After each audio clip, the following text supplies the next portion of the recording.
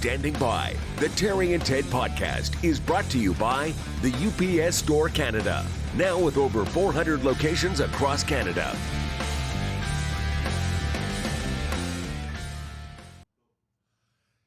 Welcome back to the new season of the Standing By podcast. I'm Terry DeMonte. Look, that's Ted Bird. Hello, Ted. Hello, Terry. New season, new studio. Yeah, new digs, new mugs. Yes. People I don't know have, if you can see that. Yeah, I'm holding it up properly I'm pretty for the sure. camera. Yeah, there you go. There you go. People have already asked on social media, will we be selling any merchandise? That's a possibility this season, and we'll look into it over the course of the next couple of weeks. If you think that's a good idea, you can send us a note on social media Well, we've or had a email. few people ask. Yes. I mean, we posted a picture of the coffee mugs, Yeah. and there were some coasters as well. Yes. People were gimme. Yeah. Gimme never gets. I think the demand was at 3, so we needed a little bit higher than that. A letter has poured in. Let's check with marketing. No. Yeah, there's, you got a minimum order these things and whatnot. So let us know if you think you'd like some Standing By merchandise. Yeah, weigh in on any of our social media platforms, Facebook or Instagram, or are we still on the Twizzler or X as it's now known? Nobody watches anything anymore. No. The only people who get any traction on X are comedians and angry hate people. mongers. Yeah, exactly. Yeah. Hate mongers is a perfect way of. Yeah. We're going to talk. We were off for the summer. And I liked that a lot. I did too, and that's something that we modeled after the French media. The French media, for years when I was in English media, I was jealous of our French confrères because after or just before Fête Nationale, they were gone until the last week of August, first week of September. And I remember bringing it up in the corridors of English media saying, hey, why can't we do that? No. And the answer was always a hard no. Anyway, we're thrilled that we're back. We're also very excited. All our sponsors have returned. We thanked all our sponsors and mentioned we were going back at the beginning of September. And I'm pleased to say everybody has returned, including the UPS Store, our title sponsor, who have been with us now for a couple of years, thanks to the good people at the UPS Store, and specifically David Drucker, who is the emperor of the UPS Store Canada. In case you don't know, the UPS Store is a place where you can go and get problems solved. Just visited a friend in Toronto and want to send them some bagels? Go to the UPS Store. Can't buy the bagels there, but they'll box them up and get them shipped for you. Well, you can buy bagels in Toronto. They just won't be Montreal bagels. Well, yeah, that's why you want to ship bagels to the people that you stayed with. Or if you're in the middle of a move, you're running out of boxes, you need tape, you need stickers, you need a new mailbox because you've got a business at home and you're tired of the mail coming to your home mailbox, you need a passport picture. A myriad of problems can be solved at the UPS Store Canada. There are over 400 locations all across the country. If you're listening to this in another corner of the country, we're in Montreal right now where there's locations everywhere, but you can find a location near you. Just go to the upsstorecanada.ca and type in your postal code, have a look at their blog, and they'll help solve your problems business-wise and otherwise. Not marriage-wise or, They don't do marriage counseling? I don't think they do personal counseling, No, but they can solve other problems. So let's dive right in, shall we? Sure. What did you do on your summer vacation, Ted? Well, I went a couple of different places. I went to Toronto on the Canada Day weekend in July for a long weekend and visited my son Sam, who lives and works in Toronto now. And then later in July, I drove down to New Brunswick with my other son Charlie to visit my mom. And we spent a week down there and had an absolute ball. I would like to hear about the train ride to Toronto. How was that? It was fine, except my bum hurt. Because of the seat, I hope? Or, yeah. okay. Well, also, I fell on my tailbone about 35 years ago rollerblading, and I never got it looked at. I never got it checked out, and I think that there might have been a hairline fracture there or something. And if I sit for any length of time now, it hurts. And that's, I think, about a 5.5 to 6 hour train ride. And I was in economy, which is very comfortable, lots of leg room. Wooden benches? Not wooden benches, but not as comfortable as business class. Okay. But when I checked out the price differential, I was going to take business class back from Toronto, and the price differential to me wasn't worth it. It was, I could have bought a flight for how much Via Rail wanted for business class return. And in terms of, was there any... we have to pull over because bus fell on the tracks, or there were cows. There was none of that. No, there were just the usual stops: Brockville and Kingston, and. Oh, you got on the milk run? No, it wasn't. It wasn't the milk run. I think the milk run stops everywhere. Oh, okay. Like it was. I don't know if it was the express per se, but there were a couple of stops. But I was there in I left at 9 a.m. I was there at 3 or 3:30 in the afternoon. The reason I'm grilling you is because, we always fly to Toronto. We try and, if you plan in advance and you book it enough up front, you can get a pretty good deal to fly to the Toronto Island Airport. But we're becoming less enamored with those prop planes and the sudden dive into Toronto Island Airport. My wife, Jess, is not a fan of those aircraft. So we started to look into the train. And we were wondering about reliability, comfortable. Oh, reliability is great. The train stuff is notorious for running on time, and always has been. And I also find it's a much more relaxing way to travel. Like the airport, going to the airport and all the lining up, it can be very stressful. There's no stress in train travel. Well, at least I don't find there's any stress. And stand by for what's going on, or what's about to go on, or is already going on at Dorval at the Trudeau Airport. I don't know if you've noticed on social media the pictures of the lineups to try and get into the airport when you come off the 20 and take the airport exit. Some people are taking 45 minutes to an hour to get to the front door. And they're going to be demolishing all of the parking at the airport over the next 10 years. There's going to be construction at the airport. It's only going to take 10 years? It's only going to take 10 years, and I'm sure it'll be finished on time. Oh, yeah. Well, it always is, and probably on budget as well. So it's besides the fact that there's not a lot of joy in going to an airport anywhere, it's going to be extra fun over the course of the next 10 years as they move forward with the construction at Dorval Airport. If you haven't been to the airport in a while, make sure you give yourself a lot of extra time. I'm flying to New York in September, later on this month, to see a Giants game with Sam. On a Saturday morning, I'm flying out at 9 o'clock, so I'm hoping I should be okay, because I'll go for like 7:30. Yeah. It shouldn't be that bad, I wouldn't It shouldn't be. At that time of the day, you should be fine, and I think Saturday is a good travel day when you're flying. Yeah. So... But I would be there. I would leave at 7. Do you remember when you were a kid how much fun it was, how exciting it was to know that you were going to fly? Yeah, we never did. When I was a kid, I wasn't on an airplane until I was like 19, I think. Oh, is that right? Yeah, or 16, I think. We flew to Expo 67. Did you really? Yeah, from Fredericton to Montreal. Rich. Well, I don't know about that. We flew on an Air Canada Viscount. Wow. Remember the twin prop engine Viscount? Yeah. They used to have the Viscount and the Vanguard, which was also a prop engine plane. And then they brought in the DC-9 and the DC-8s. Good stories to tell your kids. Yeah. Is that right, Dad? That's great. Because that was big money back then. Flying was expensive back then, and it was expensive to go to Expo in 1967. Well, I don't know because I didn't pay and I was 8 years old.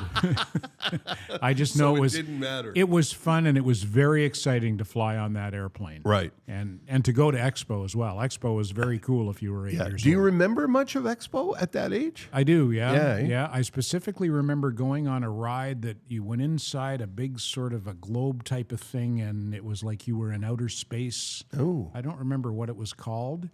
But it wasn't a ride like a kid's ride. It was more of a like you were an exploration man in his world. Exactly. Kind of affair, yeah. And the flume. Yeah. I remember. The flume was always it was fun. the greatest. Yeah.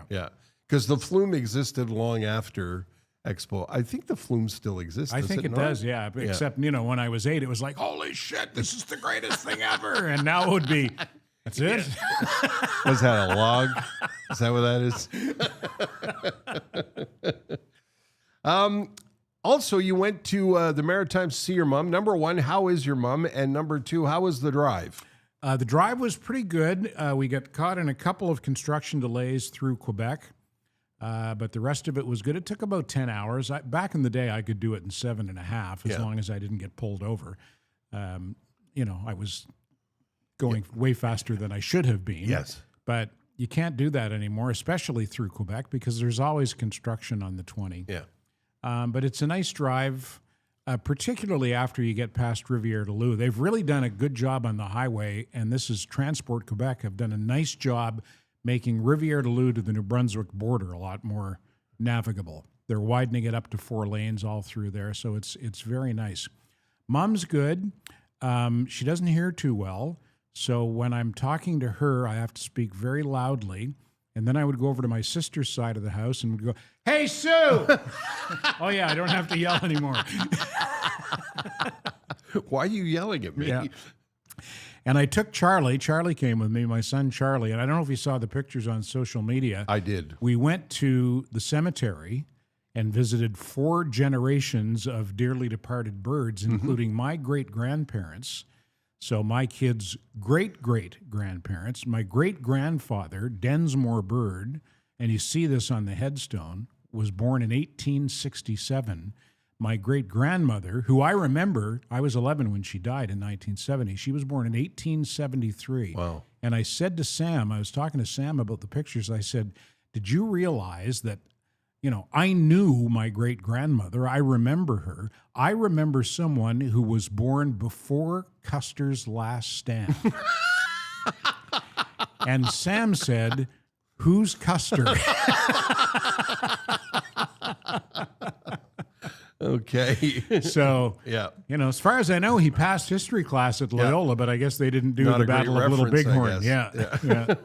Yeah. Let's get on the, because I know you were, it was quite a pet peeve of yours this summer was no coffee with breakfast. Because you posted pictures. When I was on the road with the bands in the 1980s out west, the equivalent of stopping at an Irving was Husky House.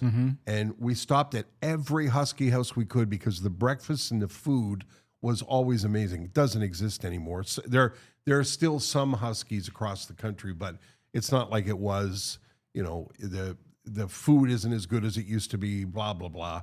And Irving apparently still has the restaurant. Irving Big Stop. Yeah, still has the big breakfast and the truck stop diner affair. Exactly. Right? Yeah. And it's more expensive than it used to be, which everything is, but the quality of food is still great. But my pet peeve is coffee's not included with breakfast anymore at a lot of these places, including the Irving Big Stops. You want a cup of coffee? That'll be an extra $3.65. Yeah. And I had the same experience in Toronto. I haven't experienced that in Quebec. That was new to me. I think most of the places I go to around Montreal, coffee is still included with breakfast. Yeah. Not everywhere, apparently. It's a new thing, and I think it might have started with the pandemic, and we've had this conversation before. We had this conversation at Nick's. You and I had a bite at Nick's on Green Avenue one afternoon when we were hanging out, and our lovely waitress, we had this discussion with her, and I think she said it was post-COVID when restaurants were struggling to get back on their feet. Yeah. And I don't know, do I just have a sense of entitlement because I always had coffee included with my breakfast wherever I went? Is that my sense of entitlement when I make it a pet peeve, or should coffee be included with the price of breakfast? Yeah, I don't think so. Usually diners used to say, it was 2 eggs, bacon or sausage, home fries, and coffee and toast. Yeah. I mean, that's like saying, okay, well, the breakfast is it's $12.99, but it's extra for the eggs. Shouldn't eggs be included in breakfast? You would think so. I feel the same way about coffee. Yeah. Coffee is a breakfast staple. What's breakfast without coffee? So overall, a great summer was had by you. Yeah, it was very nice. Yeah, And that's I nice. like I like that business model of taking the summer off. Yeah, Let's do well, that we're again gonna, next year. because one of the things that I was saying to somebody just a couple of weeks ago, I'm retired, right? I'm not looking for work.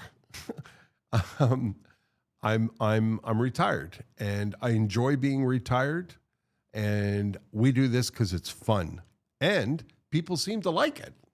We've noticed in whatever the figures that come available to you when you do a podcast, it's apparent that there are people that enjoy the Standing By podcast. Yeah, we've had some nice audience growth, and we thank you for that. Yeah, and some really lovely comments on a lot of social media posts we've done. So yeah, I do it for fun, and as long as it's fun, that's great. But there is an element of work to it. We've got to show up, we've got to prepare, et cetera, et cetera. Believe me, it's not like working in a coal mine. I'm not complaining. I'm just saying this summer idea, this summer break, I think is good for us personally, and also good for our head, because I'm a little nervous today. Are you? Yeah, I am, which is kind of weird, don't you think? Well, as long as it's a good nervous energy. Yeah, it is a good nervous energy, but it's, yeah. And the other thing that I've learned from having lived in British Columbia, I lived in British Columbia for almost 4 years. And in British Columbia, you don't get the, oh my God, summer is ending vibe, because the weather is always, if not sunny, temperature-wise, it's very favorable. So I would wear shorts most of the year in British Columbia. So you never get that feeling of, oh God, Labor Day's here. Oh, there's fall in the air. Oh, you can feel it cooling down. That never happened in BC. And moving back to Quebec last July, I was reminded of the inevitability of the end of summer and how precious summer is, because it's, relatively speaking, it's very short. Like this summer, I thought was not great. It was snowing most of April. There was still snow on the ground. May was chilly, and June it rained a lot, and then it got a little better in July, and August was pretty good.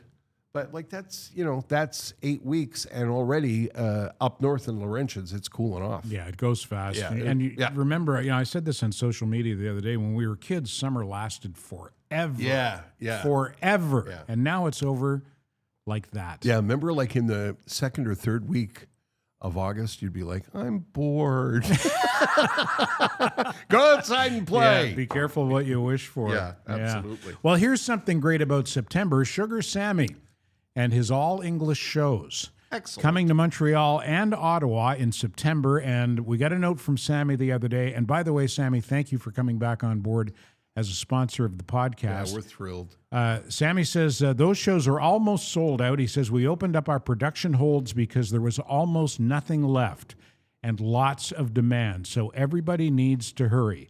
Bilingual shows in Montreal, they just added 2 at the end of September. So if you miss the English shows, you can always see the bilingual ones. There's also the All-Star Comedy Gala that Sammy's doing in conjunction with his brother Sid, who's a comedy promoter in Montreal. They're going to be hosting, Sammy's going to be emceeing, I believe, this show. Some of the best new comedians in the city on September 28th. That's going to be in the same venue that he uses for his solo shows, Salle Pierre Mercure. Those shows will be 100% in English. Tickets at mtlcomedyclub.com. And all of these shows above will be the last shows he does in Canada for 2025. So go to sugarsammy.com for show dates and ticket information. If you happen to be in Dubai in the fall, Sammy's going to be doing some shows over there. He's also going to be in the UK and then back to France for La France a un incroyable talent. Oui, oui. His 8th season on that show. I think the 20th anniversary of the show. 20th anniversary of that show in Paris, and Sammy's become a big part of it. And that's a reminder that you should see Sammy while you can, because it's Dubai and then it's a lot of dates in America. And there's going to come a point where you're going to have to go see him at the Bell Center. So go see him now while you can. SugarSammy.com. What else you got? I got things. Where did you go on this summer? We stayed close to home because we're absolutely thrilled with living up north.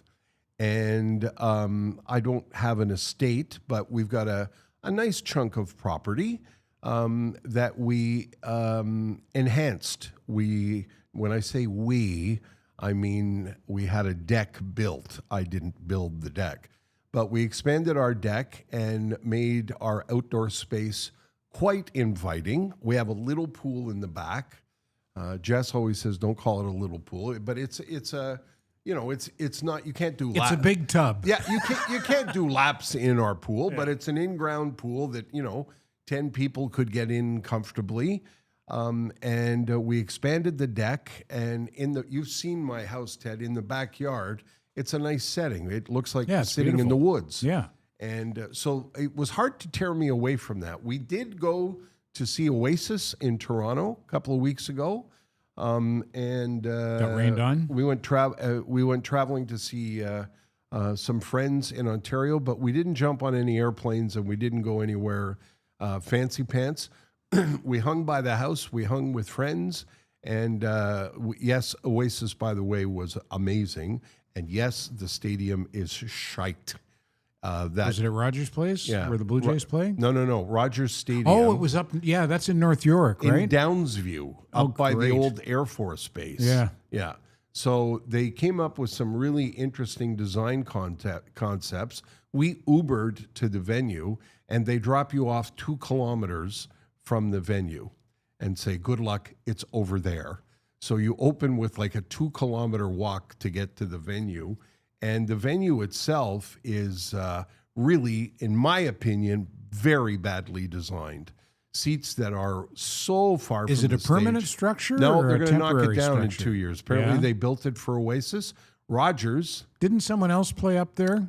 Maybe Coldplay? Yes, that's right. Yeah. Coldplay opened that stadium. And the guys in Oasis referred to it as Legoland. Welcome to Legoland. And Coldplay referred to it as a very strange and odd stadium. Yeah, as a comparable, it would be like going to, I don't know, Laval or maybe even Terrebonne. It'd be like if you built a stadium in Kirkland. Yeah, because Downsview is a suburb of my That's where Rush is from. Yeah, that's the guys in Rush grew up in Downsview. Anyway, the stadium, I was not a fan, of the stadium itself, but Oasis it was the event of the summer. My wife Jess has a podcast called The Concert Goers, and her and her concert goer partner G referred to it as a biblical night, and it was, because it pissed rain for the last hour during the show. So that was fun. Yeah. Are you an Oasis fan? I am. I do. I'm not as big a fan as Jess is. But I do love their music. Their melodies are Beatlesque. I was going to say, they got Beatles comparisons in their heyday. Yes, and the two of them are, they have no fucks to give. Not one? Yeah. They're just, the other night, I saw a clip on social media just yesterday. They were playing in, I think it was New Jersey. And Liam, or was it Liam? It was Liam. Said, "Good evening, New Jersey, New York, wherever the fuck we are." He's got that kind of attitude. Anyway, it was an amazing show, and I'm really, really glad we took part. And on a sad note, we were invited to attend Serge Fiori's memorial at Place des Arts. That was a real sad moment in the summer. I became friends with Serge Fiori over the last 4 or 5 years. And, not buddy we talk every day, but we had planned to have dinner, and then COVID knocked that out. And then he moved to the Lac Saint-Jean area, so we didn't have a chance to see each other, but we kept in touch on social media. And one day I came home from the podcast, and it was Saint-Jean-Baptiste. It was Fête Nationale. And Jess had been listening to harmonium during the day. She was doing some chores around the house. She put the harmonium album on, and she was wearing her harmonium shirt when I got home. And I said, "Oh, that's kind of fun." and she wanted to do a post for Fête Nationale with a harmonian shirt and a can of 50, parce que une 50, that's a very Quebec thing. And while we were sitting outside, Jess grabbed her phone and said to me, "Oh no, oh God." And I said, "What is it?" She said, "Serge Fiori died." And I was gobsmacked. I was shocked. I didn't know that he was ill. And I was so saddened, as were many and most of Quebec.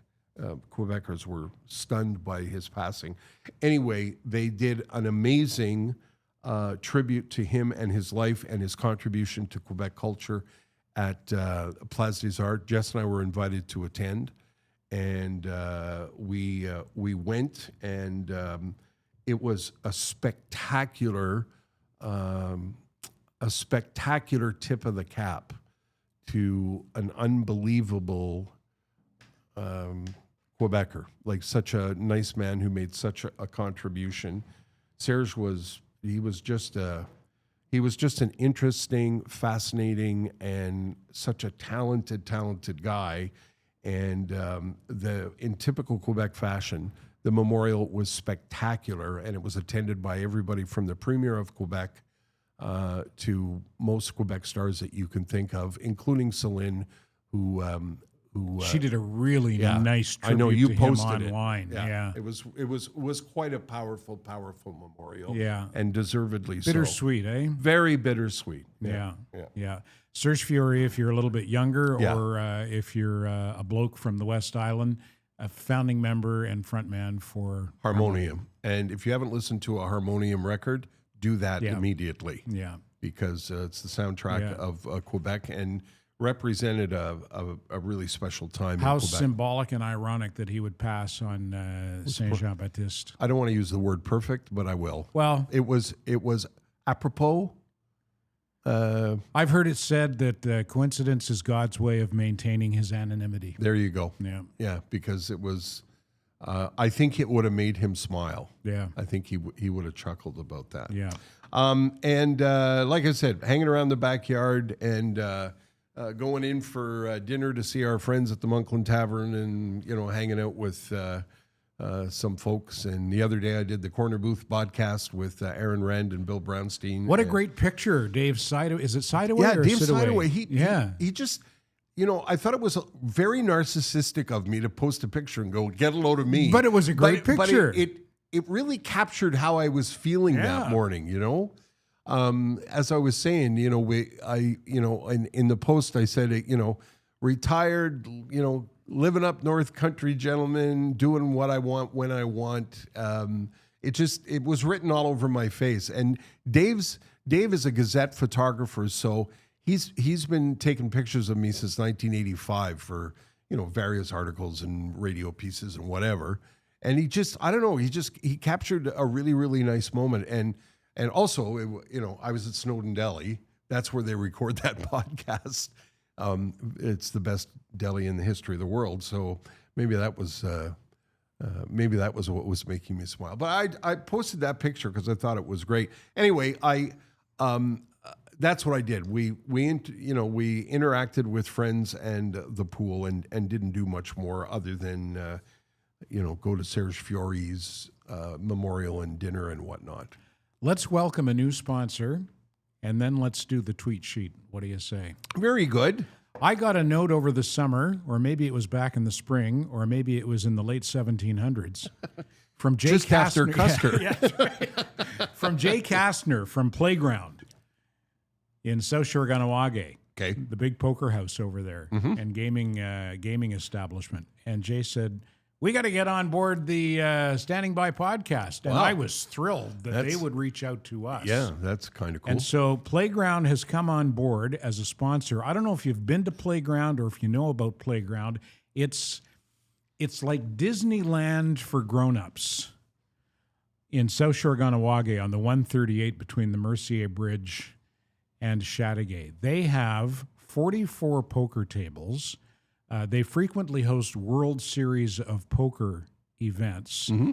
They're widely acknowledged as one of the best poker houses in North America. outside of, or even including Las Vegas, over 1,000 gaming machines. I got the grand tour the other day from Phil Saba from Playground. Slots, electronic blackjack, roulette, baccarat. I wanted to make sure I got the pronunciation of that right. I thought it was baccarat. Well, no? I don't know. No, Baccarat. that's Bert. Baccarat, Baccarat. You're thinking of Bert Baccarat. Oh. If you've never been to Playground, Yeah, I haven't. go. Just go just to see the place. Yeah. It's unbelievable and such a great Montreal and Ganawage success story. If you have been but haven't been in a while, go back because you'll be floored by the upgrades and the growth. And whatever you do, go hungry. Okay. They have 3 restaurants on the property. The Rail Coal-Fired Bistro, where I've eaten several times. Every meal is a home run, and the prices are very reasonable. They've got a steakhouse that Charlie Bird tells me we're going to check out. Wonder who's picking up that tab.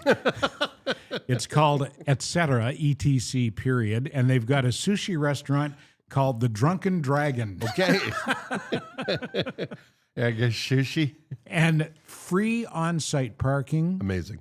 Easy access over the Mercier Bridge, 20 minutes from downtown. It's like I say, it's in the shadow of the big city. It's a huge success story. It was founded in 2010, not only survived the pandemic, but grew through the pandemic. It's just an unbelievable spot. Go to playground.ca for the big overview, and you and I are going to go later on today and have a bite of lunch. Later on tomorrow. At the Rail. Oh, later on today. Today As in Wednesday. Yeah, it's in Wednesday, yeah. And Ted and I are, my poker skills are like, I got a pair of 2s. Read them and weep, fellas. I'm one of these. Here's how I play. How about this? Is this good? Is this a good hand? Are these good cards? These are all mixed. Does that work?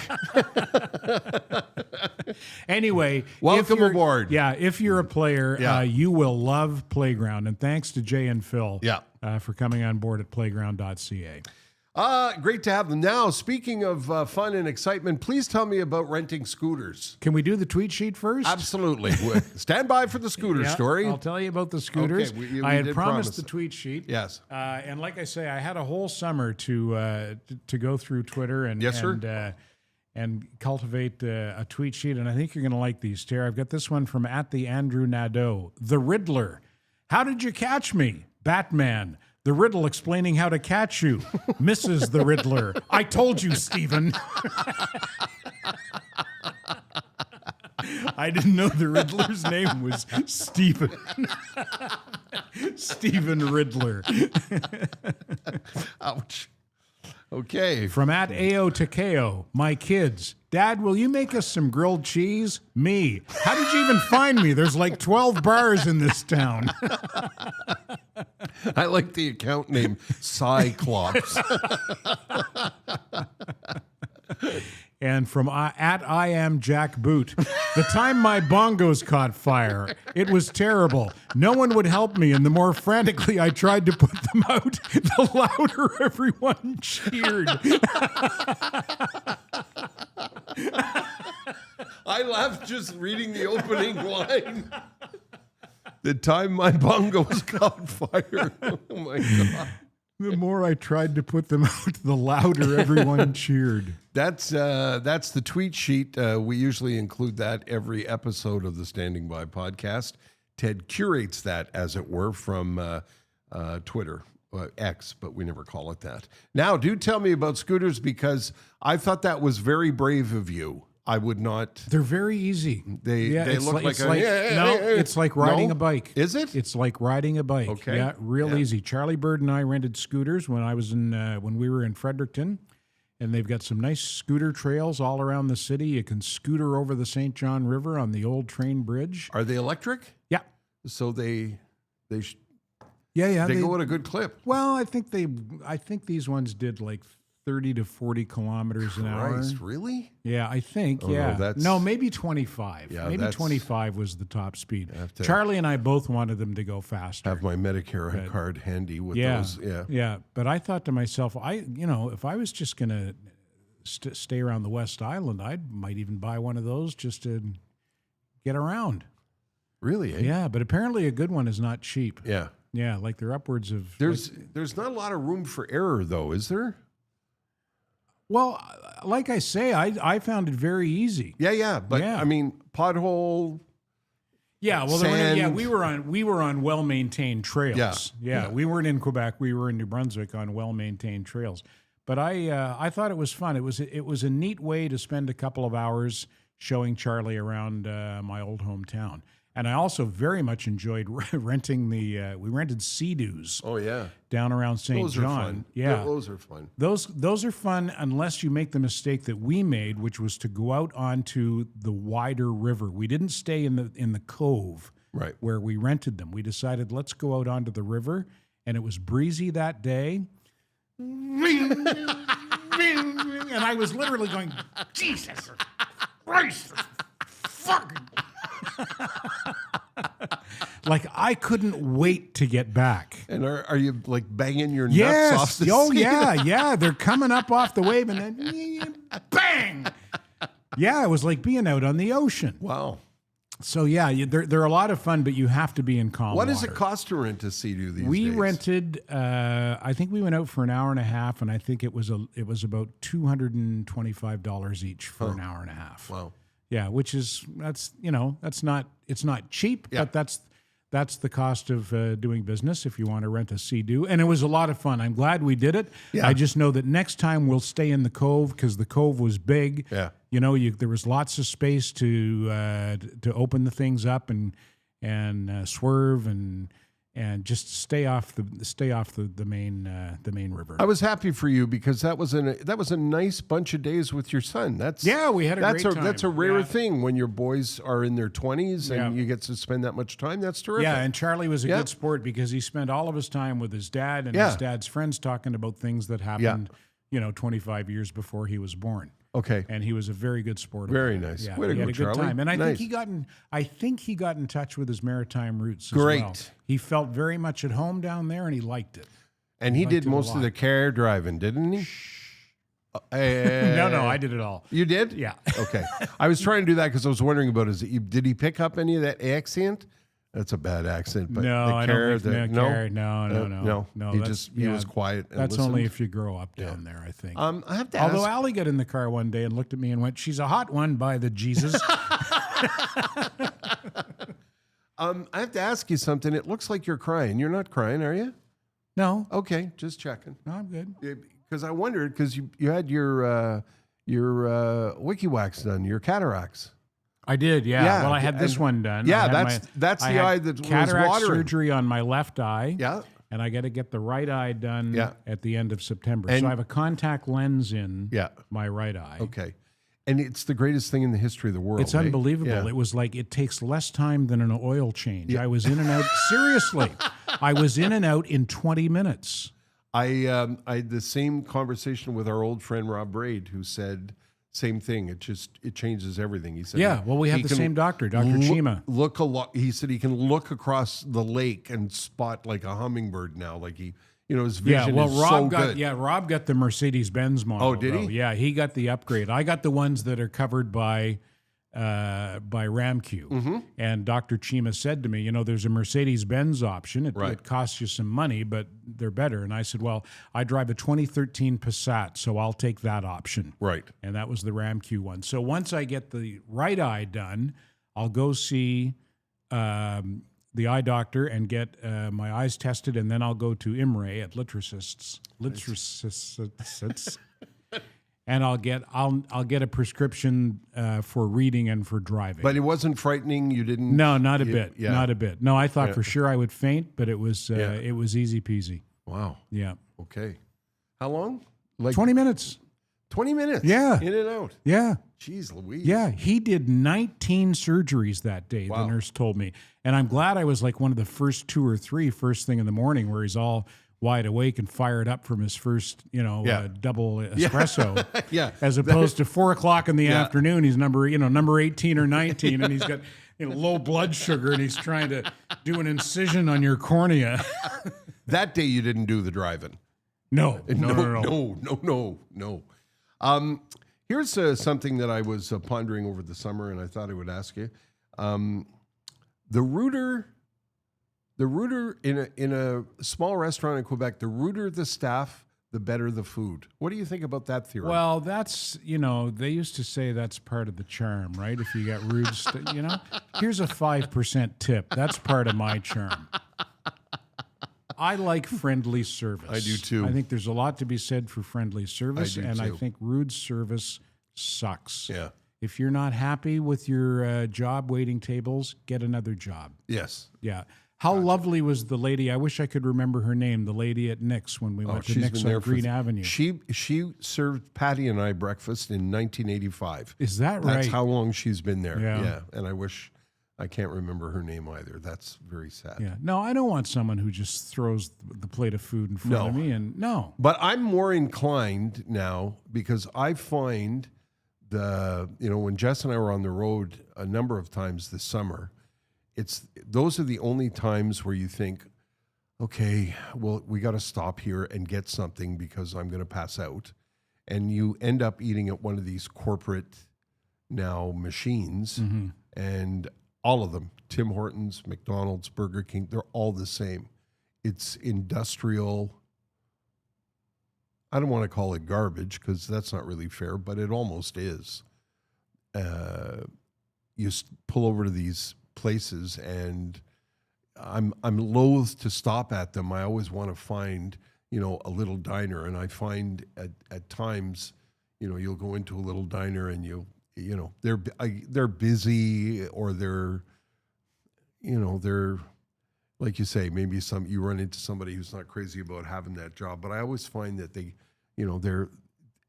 they're more careful about the way they prepare food and make food, and they take a little more pride in what they're serving. Yeah, well, you know what? I give Irving credit. The Irving Big Stops, they're very corporate. They're now affiliated with what's it called? I can't remember the name of it. You would know it if I mentioned it, but it's a big chain. It's a huge chain, and I don't know if they bought into Irving or Irving bought them, but those Irving Big Stop restaurants, the food is still really good. Yeah. And the service, I think we did 3 Big Stops on our trip, and the service was excellent every time. Friendly, and courteous. And that's a tip of the cap to them, because you went in once and you enjoyed it so much you went back 2 more times. Yeah.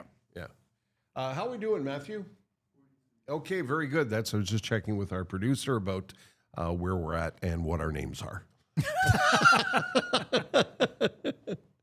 It's fun to be back. It's just it's a little odd because we're in you will have noticed if you download the episode on YouTube, we have a new fresh look and a different theme song, and we have merch. Yeah. So it looks like we know what we're doing, but we don't really. We don't know what we're doing, but Pantelis and Jessica Dion, our executive producers, are both quite aware of what they're doing, and they help us along. We were speaking about cars, so let's say hi to Kara and Celso and all the crew at Merson. We dropped in to see them the other day. They have returned as a supporter of the Standing By podcast. We're absolutely thrilled to have them back. I've been associated with them for well over 30 years.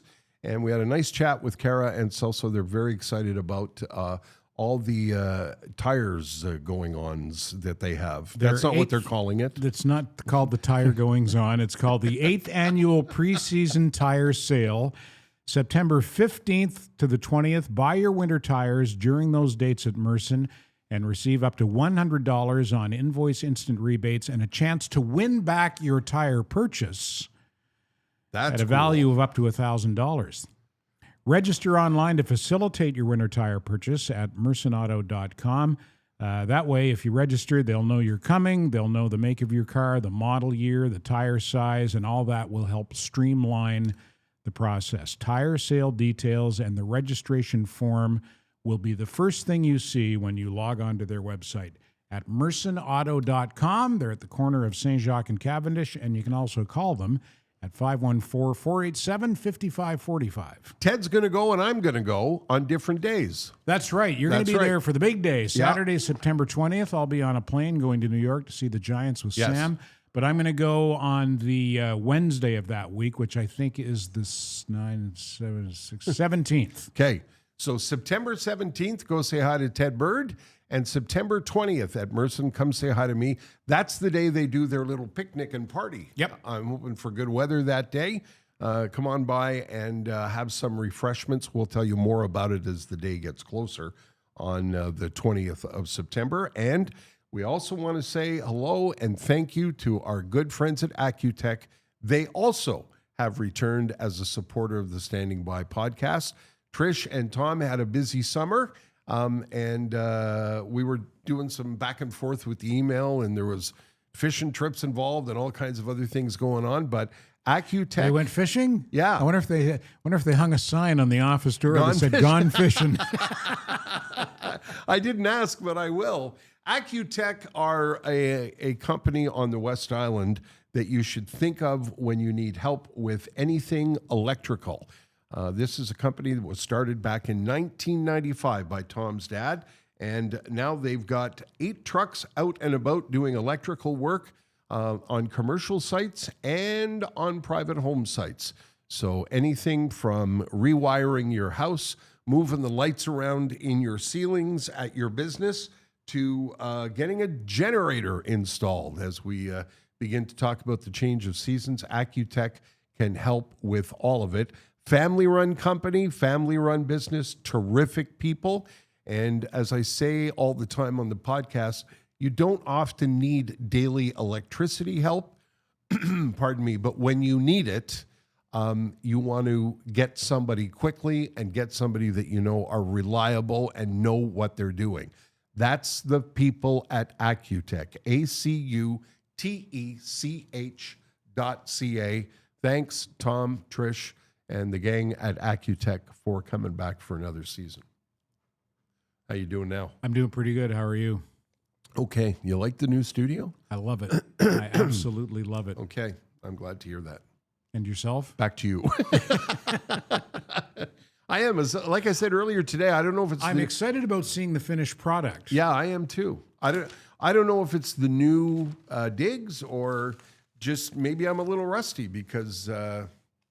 we haven't been in the studio. Yeah, we haven't been in the studio for 2.5 months, and it's this is not exactly like riding a bike. No, it isn't. It's different. Yeah. I remember feeling this way after being on holidays for 2 weeks. Sometimes I was able to get a 3-week break when I was working in the radio, and you come back and it's a little bit clunky. Yeah, a little bit wobbly. Yeah. Although I'm sure that when we listen or watch this back again, we'll be reassured by how great we are. Yeah. And humble. Yeah. I think our humility probably will come through more than anything. Yeah, but yeah. Well, that's what happens when you're great. I'm just passing a note over there.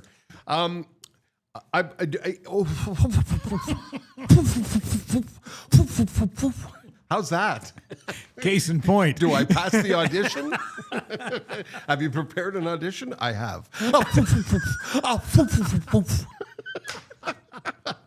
Thank you. We'll call you. Swim on next.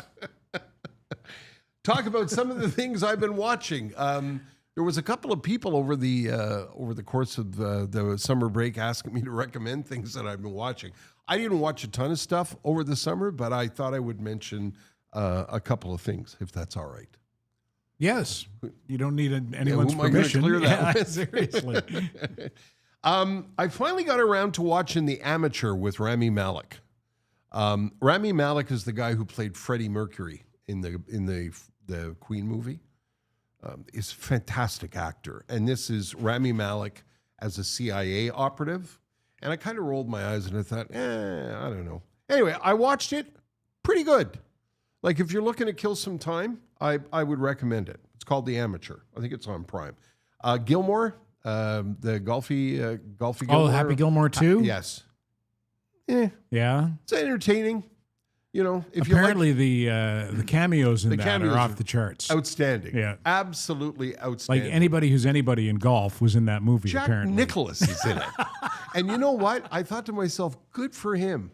You know, there's a guy, you know, he's like at the top of the mountain. If he, you know, if he doesn't have to do anything. Mount Rushmore of golf, he would be there, on it, right? And he agreed to do it and had some fun with himself. And it just made me love him. Was Lee Trevino in it, or is he even still alive? Yeah, Lee Trevino was in it. Did they have him get hit by lightning? No, they didn't. That's a story. Yeah. Didn't he get hit by lightning I think twice? He did. Yeah, I think he got hit by lightning twice. One of Buy a lottery ticket, Lee. Yeah. Not that you need one. No. My buddy Tim Robert one year worked at Royal Montreal Golf Club when the Canadian Open was there. And he told me a Lee Trevino story that you've heard many, many times. Lee Trevino is one of the nicest people on the planet. Treats everybody with respect, is good to the fans, kind to people that worked in the clubhouse. Just a lovely, lovely human being and a hell of a golfer. Yeah. Yeah. You know who was not in the movie? Tiger Woods? Yep. Really? I knew you'd guess. He was probably approached, I assume. For sure he was approached. Interesting.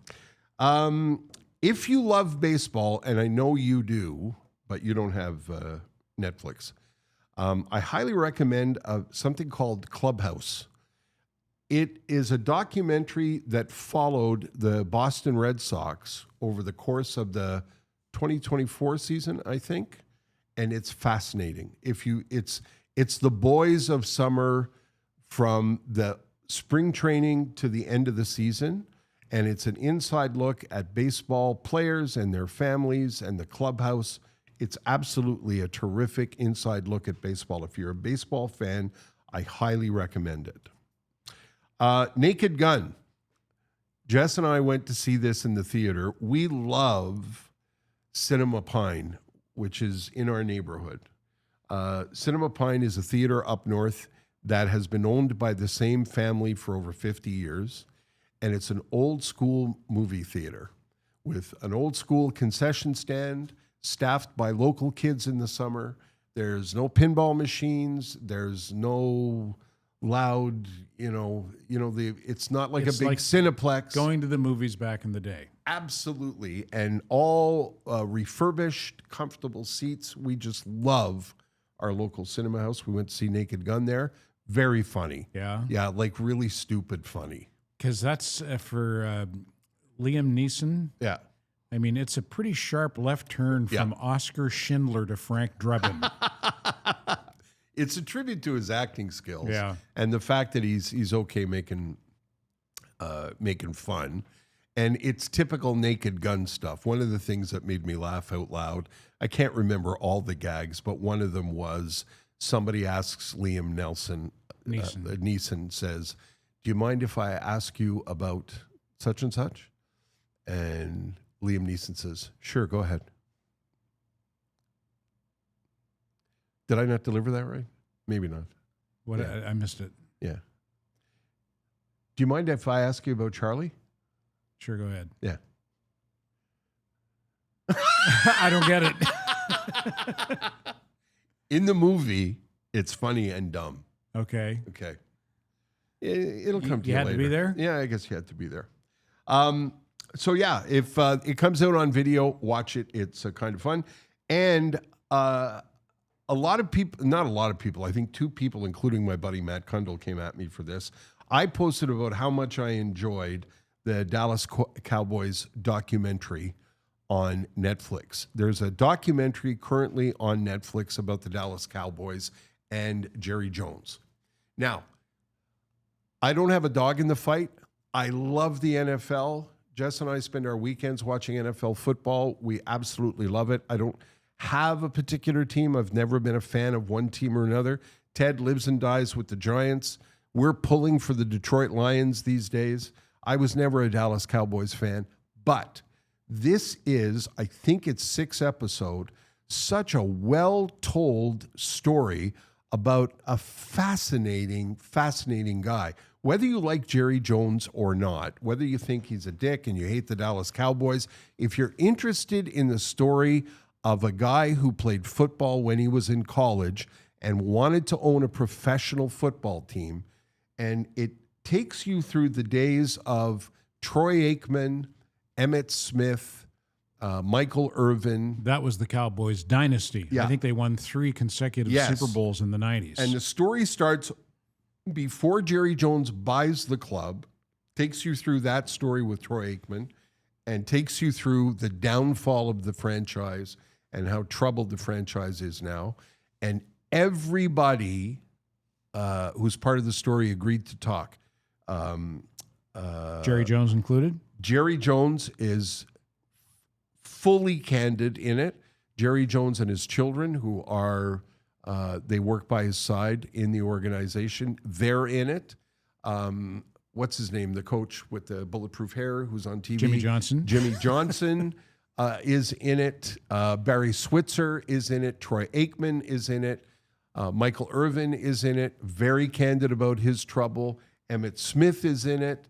And a lot of what I really liked, lots and lots of clips of NFL football in the 90s. So a lot of Pat Summerall, John Madden, Oh My, Dick Enberg. Yeah. Like, you know, the days, you know, those, to me, that was it's the heyday of the NFL now, but, you know, it was a nice trip down memory lane. It was our heyday. Yeah, it was our heyday. Yeah. Yeah. Really nice trip down memory lane. And you don't have to be a Cowboys fan. It's a really, really interesting story. And highly recommend it. It's on Netflix. I'm just about through it. And lastly, but not leastly, Jess and I fell onto Peaky Blinders.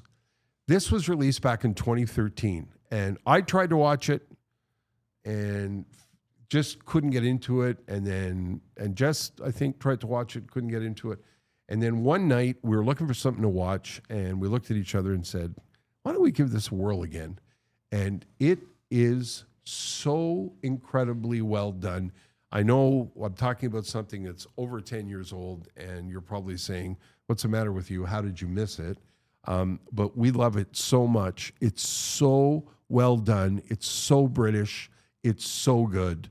Highly, if you did what I did and tried to get into it and couldn't, highly recommend it. What do you think the difference was that you were able to get into it the second time around? That's a really good question, Ted. I think probably more patience with it, probably where our heads were at, and we hung with it. Like, admittedly, the first episode is a little bit slow, you know, because I remember trying to watch the first episode and thinking the same thing. Yeah, and we realized now what they were doing was setting up the characters and setting up, you know, they're sort of placing you in your seat and putting your seatbelt on for the ride that's to come, because it's so very good.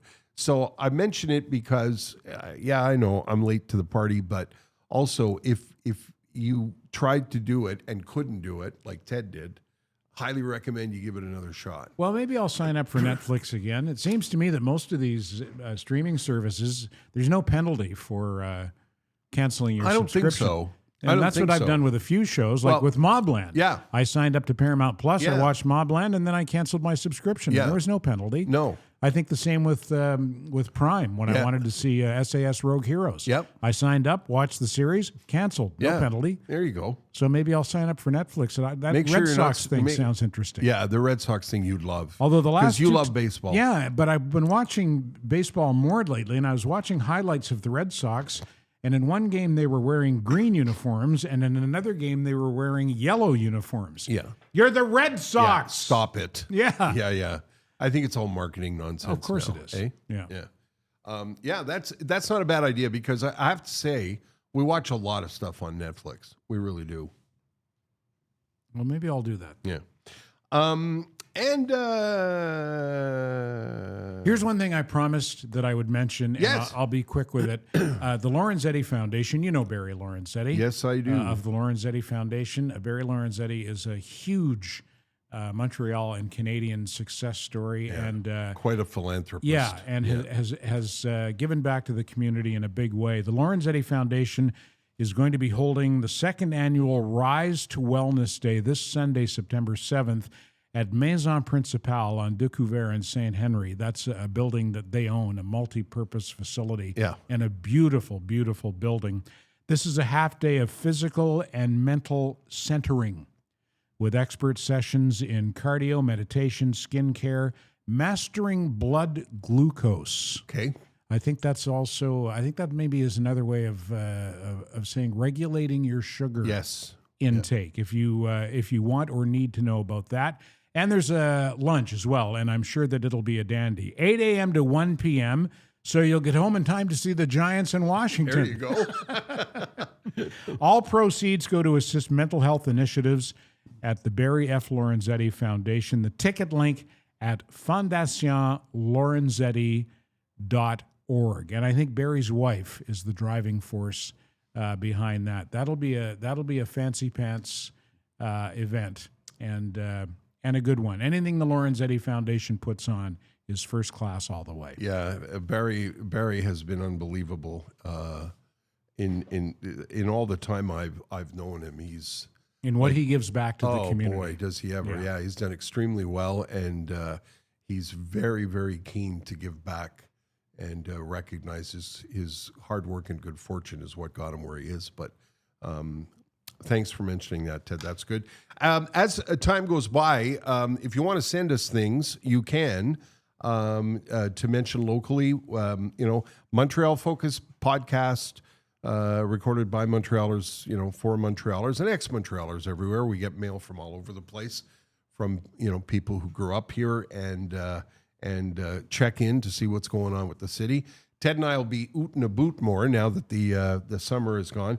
Thought I would mention Burger Week. Burger Week is on in Montreal. Already? Yeah. Sneaks up on me every year. Yeah, September 1st to 7th in the city. If you want to check that out. And if, like I said, you want to send us an email and you've got an event that you think we can mention for you, we'd be happy to do it. Talking about community events, charitable events. Yeah. Not, Bob's Hot Dogs. Yeah, those are called sponsors. Yeah. Yeah, no, we mean if you've got an event that's raising money or awareness for a cause, we're happy to do it for you. Standing by the podcast. No, what is it? I've screwed it up. Standing by the podcast at gmail.com. Yeah. There you go. Or you can just go to our website and find the email link there. Yes. TerryandTedPodcast.com. Yes. I guess that's it. Well, we have to say hi to the Riches. We can't forget the Riches. What's the matter with you? Oh, my God. I'm so sorry. Now you're not going to get your complimentary diamond ring. Damn. I'm very sorry, Linda, Pierre. That's very, I told you I was nervous. Yeah. Okay. Understandable. Our another returning sponsor, the folks at Richer Jewelers. We have to go bring them a poster.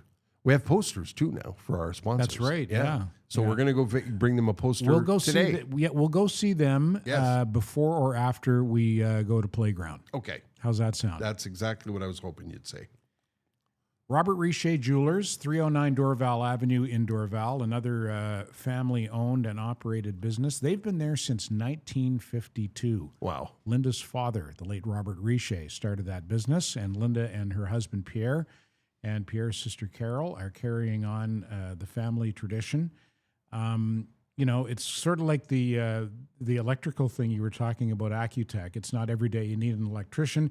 It's not every day you're going to buy a diamond ring. Right. But when that day comes, no one will take better care of you than Robert Richer Jewelers. And I assume, and I shouldn't make assumptions, but he goes twice a year. I assume Pierre's going to do his fall trip to Antwerp, Belgium. Yep. Which is the diamond capital of the world, where he gets special access, invitation-only access to the diamond factories. And if you've got something coming up that requires a purchase of that magnitude, an engagement, an anniversary, Pierre is the guy to talk to. Yeah, and not just for that too. If you're looking for a simpler gift for either a graduating teenager or you want to mark an occasion, an anniversary, things like pendants, and you get yourself a pinky ring. There's all kinds of different things that you can get. You can go right to the top and get a very, very special, beautiful diamond ring made. But like I said, if you're looking for a chain or earrings or a pendant, and the thing that I love about it is it's a very small family-run store that's not intimidating. Like some of the fancy downtown stores, they're, I at least I used to be intimidated to go into them. you're welcomed with open arms, and you get amazing specialized personal help when you go see these folks. 309 Dorval Avenue, right across the street from the Snagglepuss. That's right. You can park at the Snagglepuss too, which is great. Also known as Dorval Gardens.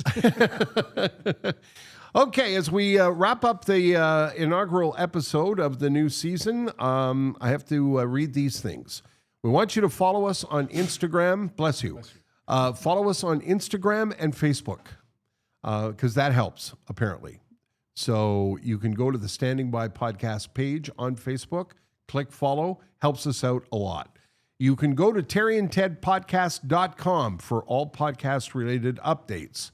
We'll put things on there like the dates of when we're going to be at the Mersons and stuff like that. That's terryandtedpodcast.com. Just did a beautiful job setting up that website, and we're pretty proud of it. If you listen on Apple Podcasts and Spotify, apparently this helps, and I know this sounds like we're buskers, but please, if you can leave a review, it helps the podcast reach more people. Listen, everybody says that. Yeah. We're just one of many buskers if we're saying that's right. that. That's part of the podcast landscape, and we don't do enough of that. Yeah. We don't do enough self-promotion, and shame on us. Yeah. And good on Jess for kicking us in the ass and getting us to do it. Yeah, we always compare ourselves to the character in Tommy Boy. Yeah. The character that Chris Farley played when he was trying to sell stuff for his father's company. He always took no for an answer. Yeah, that's us. Yeah, we're creative people, not business people. So I have to say those things. So that's it. That's it. We'll be back next week. We will. Yeah, we'll be sharper. You'll see. It'll be great. Yeah. Standing By, the Terry and Ted podcast is hosted by Terry DeMonte and Ted Bird and is brought to you by the UPS Store Canada. The executive producer of Standing By is Jessica Dion.